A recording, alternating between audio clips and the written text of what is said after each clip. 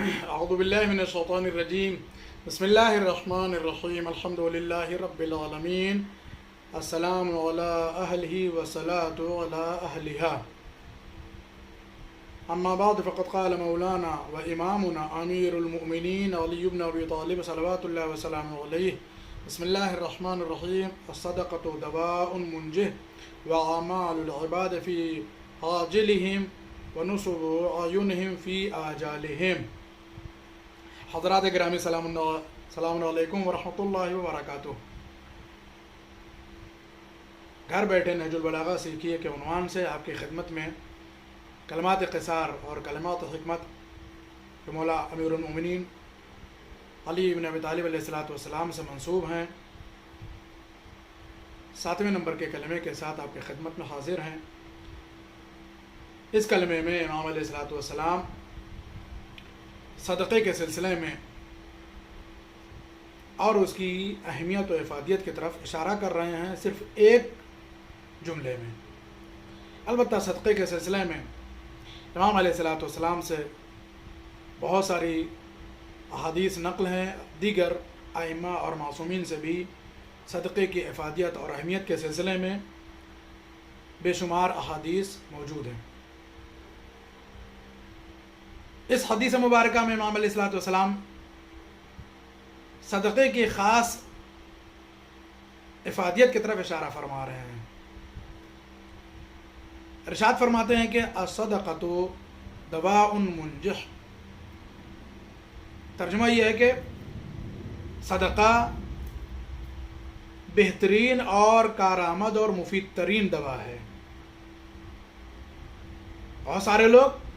مرض میں مبتلا ہوتے ہیں، بیماریوں کا شکار ہوتے ہیں، دواؤں کا استعمال کرتے ہیں، لیکن ضروری نہیں ہے کہ دوا اثر بھی کرے، دوا مریض کے لیے مفید بھی ہو، دوا اسے فائدہ بھی پہنچائے، اسے شفا بھی دے۔ لیکن امام علیہ السلام فرماتے ہیں کہ صدقہ وہ دوا ہے کہ جو ہر حال میں انسان کو فائدہ پہنچاتی ہے، ہر حال میں انسان کو شفا دیتی ہے،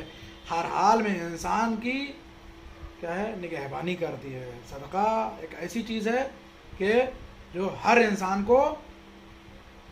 شفا بخشتا ہے، صدقہ ایک ایسی دوا ہے کہ جو ہر انسان کو فائدہ پہنچاتا ہے۔ صدقہ ہر انسان کے لیے مفید ہے، یہ ایسا نسخہ ہے کہ جو کبھی بیکار نہیں جاتا ہے۔ صدقہ انسان اپنی زندگی کو، اپنی صحت کو، اپنے مال کو، اپنی اولاد کو اور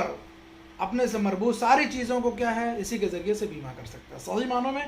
اگر تحفظ دینا ہے، صحیح معنوں میں اگر محفوظ رکھنا ہے اپنی ذات کو، اپنے سے متعلق افراد کو،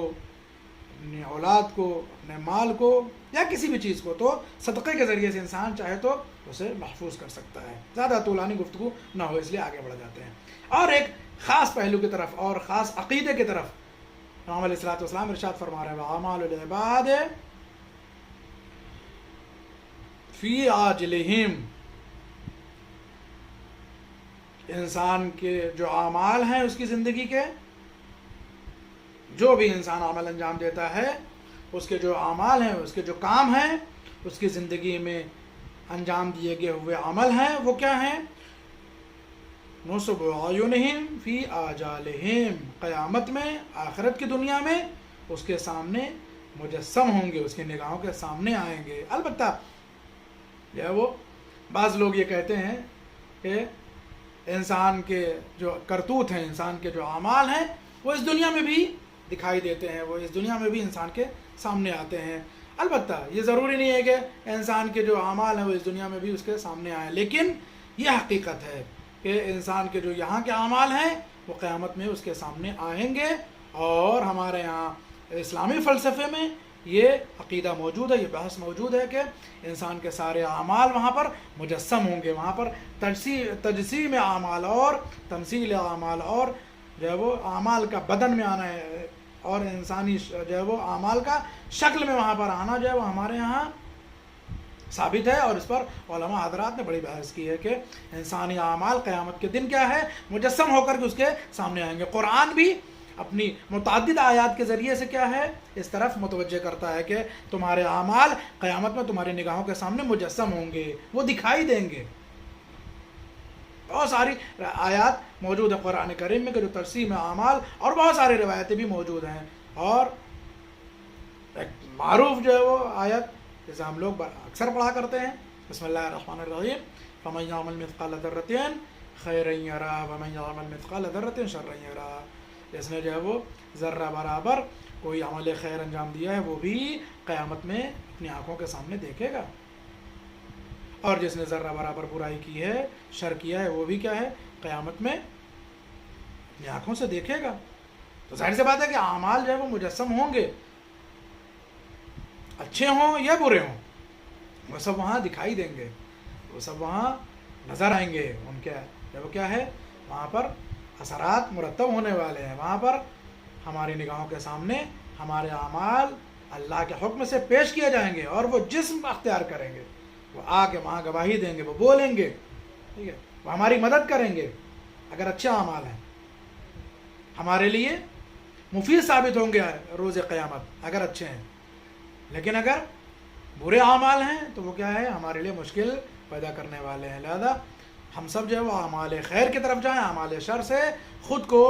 محفوظ رکھیں۔ اللہ ہم سب کو اعمال خیر کی توفیق عنایت فرمائے اور ہم سب کو اعمال شر سے محفوظ فرمائے، اسی دعا کے ساتھ کہ اللہ ہم سب کو اپنی راہ میں صدقہ دینے کو صدقہ کرنے کی توفیق عنایت فرمائے، تاکہ ہم صحیح معنوں میں اپنے مرض سے، اپنی بیماریوں سے نجات پا سکیں، شفا پا سکیں، اور یہ صدقہ ہمارے لیے مفید اور منفعت بخش ثابت ہو سکے، اور ہم سب نیک اعمال کے پابند قرار پائیں۔ پروردگارا، ایک آخری دعا یہ بھی ہے کہ ہمارے ان اعمال کو قبول فرما اور ہمارے امام کو